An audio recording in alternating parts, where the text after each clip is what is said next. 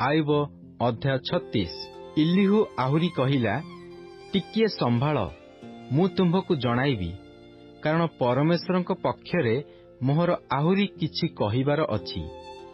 ମୁଁ ଦୂରରୁ ଆପଣା ଜ୍ଞାନ ଆଣିବି ଓ ଆପଣା ସୃଷ୍ଟିକର୍ତ୍ତାଙ୍କର ଧାର୍ମିକତା ପ୍ରତିପନ୍ନ କରିବି, କାରଣ ପ୍ରକୃତରେ ମୋହର କଥା ମିଥ୍ୟା ନୁହେଁ। ଜ୍ଞାନରେ ସିଦ୍ଧ ଜଣେ ତୁମ୍ଭ ସଙ୍ଗେ ଅଛି। ଦେଖ, ପରମେଶ୍ୱର ପରାକ୍ରମୀ ଓ କାହାକୁ ତୁଚ୍ଛ କରନ୍ତି ନାହିଁ।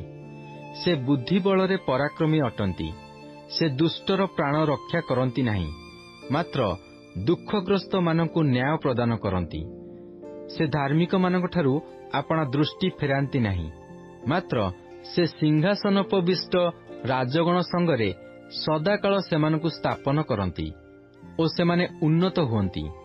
ପୁଣି ଯେବେ ସେମାନେ ଜଞ୍ଜିରରେ ବନ୍ଧାଯାଆନ୍ତି ଓ ଦୁଃଖରୂପ ରଜୁରେ ଧରାଯାଆନ୍ତି, ତେବେ ସେ ସେମାନଙ୍କର କ୍ରିୟା, ସେମାନଙ୍କର ଅପରାଧ ଓ ସେମାନଙ୍କର ଗର୍ବାଚରଣ ସେମାନଙ୍କୁ ଦେଖାନ୍ତି।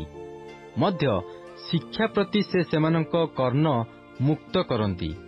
ସେ ଅଧର୍ମରୁ ଫେରିବା ପାଇଁ ସେମାନଙ୍କୁ ଆଜ୍ଞା ଦିଅନ୍ତି। ଯେବେ ସେମାନେ ଶୁଣି ତାହାଙ୍କର ସେବା କରିବେ, ତେବେ ସେମାନେ ସୌଭାଗ୍ୟରେ ଆପଣା ଆପଣା ଦିନ ଓ ସୁଖରେ ଆପଣା ଆପଣା ବର୍ଷ କ୍ଷେପଣ କରିବେ। ମାତ୍ର ସେମାନେ ନ ଶୁଣିଲେ ଖଡ୍ଗରେ ବିନଷ୍ଟ ହେବେ ଓ ଜ୍ଞାନ ବର୍ଜିତ ହୋଇ ମରିବେ।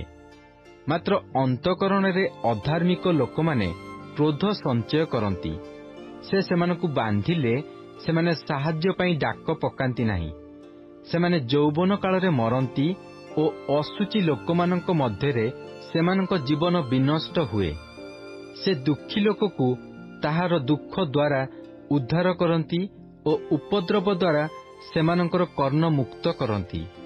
ସେ ତୁମ୍ଭକୁ ହିଁ ଦୁଃଖରୁ ବାହାର କରି ସଂକୀର୍ଣ୍ଣତା ରହିତ ପ୍ରଶସ୍ତ ସ୍ଥାନକୁ ନେଇଯାଆନ୍ତେ ଓ ତୁମ୍ଭ ମେଜ ଉପରେ ସଜ୍ଜିତ ଦ୍ରବ୍ୟ ମେଦପୂର୍ଣ୍ଣ ହୁଅନ୍ତା। ମାତ୍ର ତୁମ୍ଭେ ଦୁଷ୍ଟର ବିଚାରରେ ପୂର୍ଣ୍ଣ ଅଛ। ବିଚାର ଓ ଶାସ୍ତି ତୁମ୍ଭକୁ ଧରିଅଛି। କୋପ ଅଛି, ଯେପରି ତୁମ୍ଭେ ଆପଣା ପ୍ରଚୁରତା ଦ୍ୱାରା ଭ୍ରାନ୍ତ ନ ହୁଅ, କିଅବା ପ୍ରାୟଶ୍ଚିତ୍ତର ମହତ୍ତ୍ୱ ତୁମ୍ଭକୁ ନ ଭୁଲାଏ। ଏଥିପାଇଁ ସାବଧାନ। ତୁମ୍ଭେ ଯେପରି ଦୁଃଖଗ୍ରସ୍ତ ନୋହିବ, ଏଥିପାଇଁ ତୁମ୍ଭର ଧନ ଓ ବଳର ସମସ୍ତ ପ୍ରତାପ କି ପ୍ରଚୁର ହେବ। ଯେଉଁ ରାତ୍ରିରେ ଗୋଷ୍ଠୀମାନେ ସ୍ୱ ସ୍ଥାନରେ ଉଚ୍ଛିନ୍ନ ହୁଅନ୍ତି, ସେହି ରାତ୍ରି ବାଞ୍ଛା କର ନାହିଁ। ସାବଧାନ, ଅଧର୍ମକୁ ଆଦର କର ନାହିଁ, କାରଣ ତୁମ୍ଭେ ଦୁଃଖ ଭୋଗ ଅପେକ୍ଷା ଏହା ହିଁ ମନୋନୀତ କରିଅଛ। ଦେଖ, ପରମେଶ୍ୱର ଆପଣା ପରାକ୍ରମରେ ଉଚ୍ଚ ଭାବରେ କାର୍ଯ୍ୟ କରନ୍ତି। ତାହାଙ୍କ ପରି ଶିକ୍ଷକ କିଏ ଅଛି? କିଏ ତାହାଙ୍କର ଗନ୍ତବ୍ୟ ପଥ ନିରୂପଣ କରିଅଛି? ଅବା କିଏ କହିପାରେ, ତୁମ୍ଭେ ଅଧର୍ମ କରିଅଛ? ତାହାଙ୍କ କାର୍ଯ୍ୟର ମାହାତ୍ମ୍ୟ ପ୍ରକାଶ କରିବାକୁ ସ୍ମରଣ କର। ଲୋକମାନେ ତହିଁର କୀର୍ତ୍ତନ କରିଅଛନ୍ତି। ସମସ୍ତ ଲୋକ ତହିଁ ପ୍ରତି ନିରୀକ୍ଷଣ କରିଅଛନ୍ତି। ମନୁଷ୍ୟ ଦୂରରୁ ତାହା ଦେଖେ।